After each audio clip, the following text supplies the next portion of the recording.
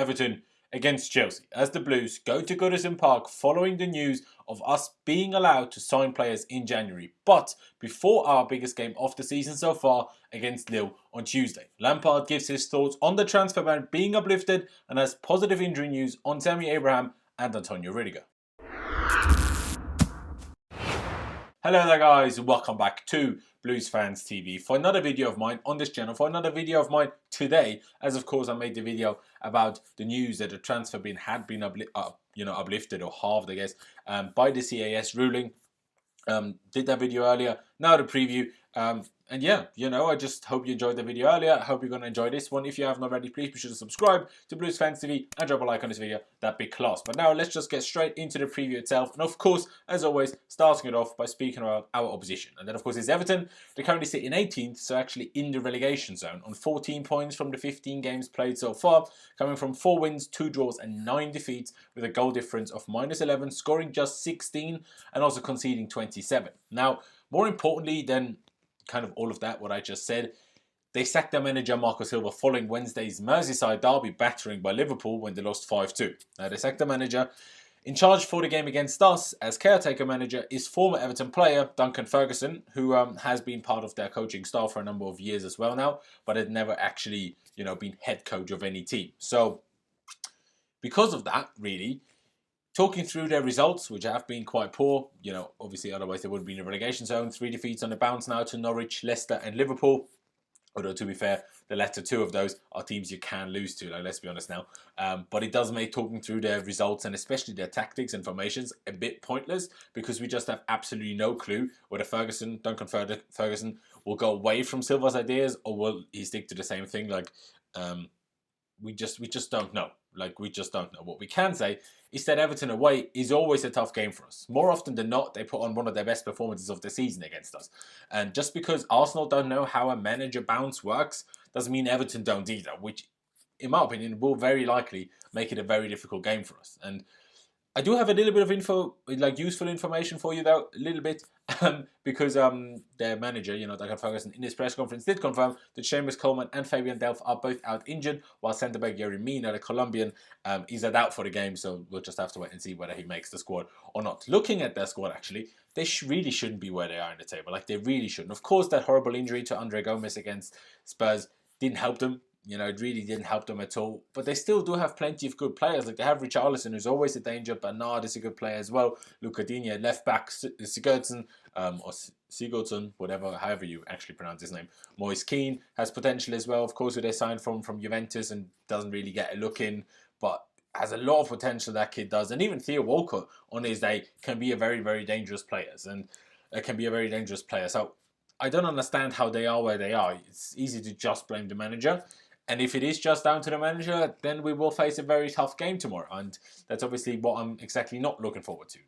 If they play like they have been, we should win this pretty comfortably, in all honesty. But if their manager bounce does kick in, we better be fully on it, because otherwise we're going to struggle to get a good result here. But other than that, to be honest, I don't have that much more else to say about Everton. It's a bit of a mystery box, the game tomorrow, and I'm sure it is the same for Lampard and his coaching staff as well, because they just don't know what exactly Duncan Ferguson is going to come up with. But that was it about Everton, and now coming to said Mr. Frank Lampard's pre-match press conference, which today was obviously rather interesting. Now, firstly, he was of course asked about the transfer ban being uplifted and reduced, and Lampard firstly said that he's very happy about that. Of course, he said he's always solely looked at it from a footballing perspective, and said from that point of view, it's obviously good that we can look at the transfer market now and consider certain options, but obviously he then refused to entertain any speculation by, talking about Jadon Sancho, Ben Chilwell, Wilfried Zaha, or all the other players that we've already been linked with since that, news broke this morning or even before that. The boss then also stated that going away to Everton is always difficult, like I said earlier already, and also that he expects that manager bounce effect from the Toffees, obviously after they just replaced Marco Silva with Ferguson. On team news, Lampard actually gave some interesting and good news as well. Firstly, he said that Tammy Abraham, while not doing much between games, as in much training, because he just has to, give his hip and knee as well a bit of a rest, but he said Tammy is good and he is absolutely ready to play, which of course is great news. And as for Antonio Rudiger, Lampard actually said that he had a very, very good week of training that was aimed to get him much, much closer to match fitness but that also meant that it was a tough week of training, meaning tomorrow's game comes too soon, both on a fitness perspective and also he's still not fully match fit. So tomorrow's game comes too soon, but Lampard did say that he is on the verge now, so I doubt we'll see him against Lille, quite possibly against Bournemouth next weekend though. And he also stated in the end that Ross Barkley's back fit, of course, after he missed the last 2 games with illness. And then lastly, in the press conference on Hudson-Odoi, getting a little bit less game time recently. Of course, he had that hamstring problem, but still, he generally hasn't really started a lot of games, at all recently. And Lampard just said that we just have to be a bit steady with him, both because of his age, but also because of the injuries that he's gone through. The Achilles one, of course, over the summer, the bad one, and then also the hamstring problem most recently. Still quite funny to me, like if Sarri said something like that, people would be fuming at him again, because Sarri just said, he's young, we need to be a bit steady with him, when Sarri didn't start him every game.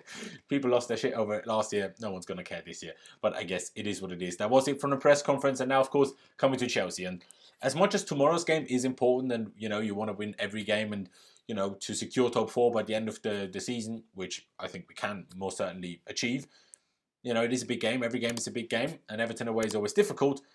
It's nowhere near as important as the game against Lille on Tuesday. That's a much, much bigger game. Possibly our biggest game of the season.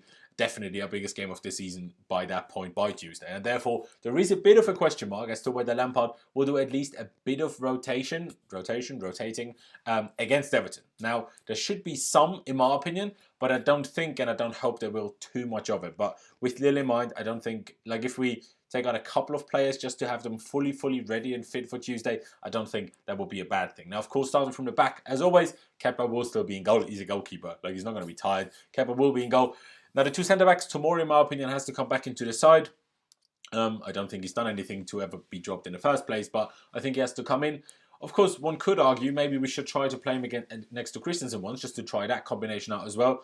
But I don't want to mess up the whole centre-back partnership even more than we've already done in recent games. Of course, Zuma and Christensen against Valencia and Zuma and Christensen against Villa, even though we won that one. I don't want to try another pairing this time around. So I would go back to Tomori and Zuma, and then what we do for Tuesday is a whole different matter. But as for tomorrow against Everton, I would go back to playing Tomori and Zuma as the centre-back partnership. The 2 fullbacks. Now, Reece James started the last 3, or did he start the last 4 games in a row? He started many games in a row now, actually. And I think he will start. I'm pretty sure he will start against Lille. We need him against Lille, mind you. Lille, we need to win. We don't need to get a draw. We wouldn't be happy with a draw. We need to beat Lille. And he's most certainly our best attacking outlet playing at fullback. So he has to play on Tuesday, in my opinion. But because he's played so much, and even though he's an absolute tank of a human being, he's 19 years old. So I wouldn't overdo it with him. I wouldn't overplay him. So I would give him that little rest and put Azpilicueta back onto the right-hand side, who is, of course, used to playing every week anyway and every 3 days. So he'll be fine with that. And have Emerson again at left-back.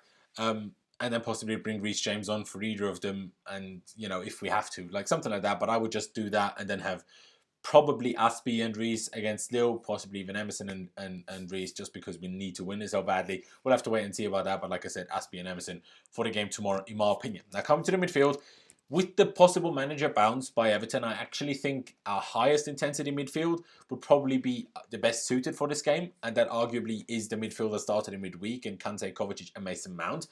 But firstly, I expect Jorginho to come back into the team after he got a rest on Wednesday. But I also think that we might actually start with the same midfield start against Villa, again on Tuesday against Lille with Kova, Kante and Mason Mount. And with that in mind, I don't think Jorginho will be out for 3 games in a row.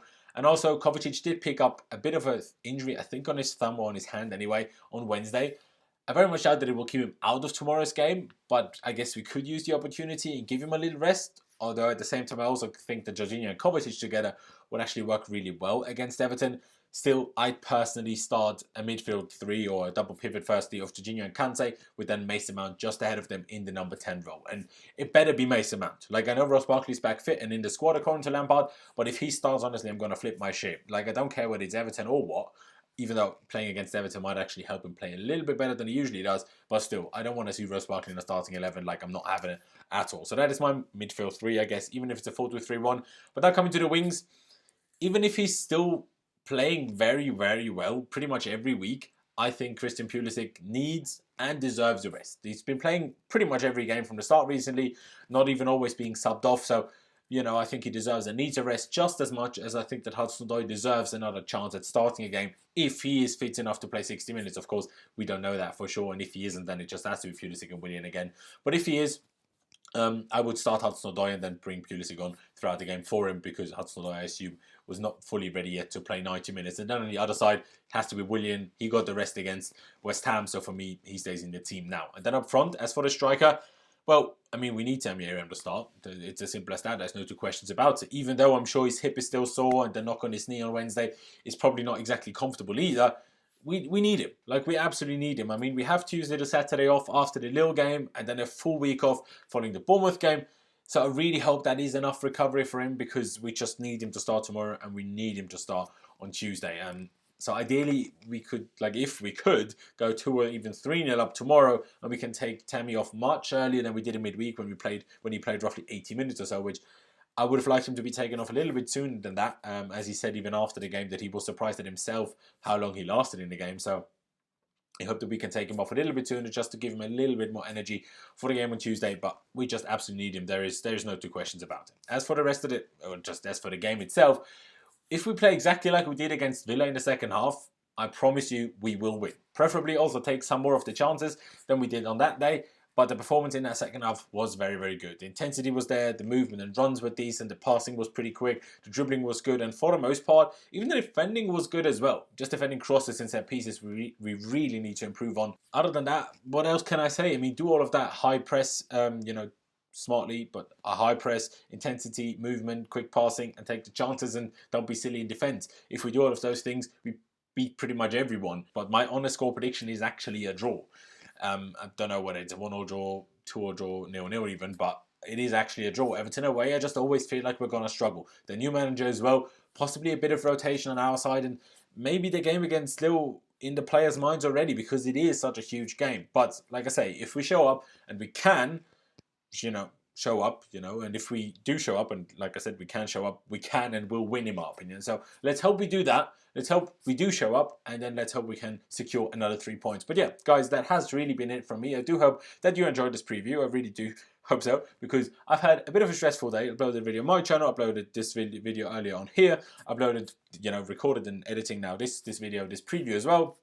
So I've had a bit of a long day, a bit of a stressful day, so I do hope that you enjoy it. And if you do appreciate it, please be sure to drop a like, especially if you made it this far. I'd honestly massively appreciate it. And of course, if you haven't already, please be sure to subscribe to Blues Fans TV, and also make sure you smash the notification bell button and choose to be notified about all uploads so you don't miss any of our future videos. But yeah, thank you guys for watching. Up the chills. Can't wait for the game tomorrow, and I'll see you when I see you.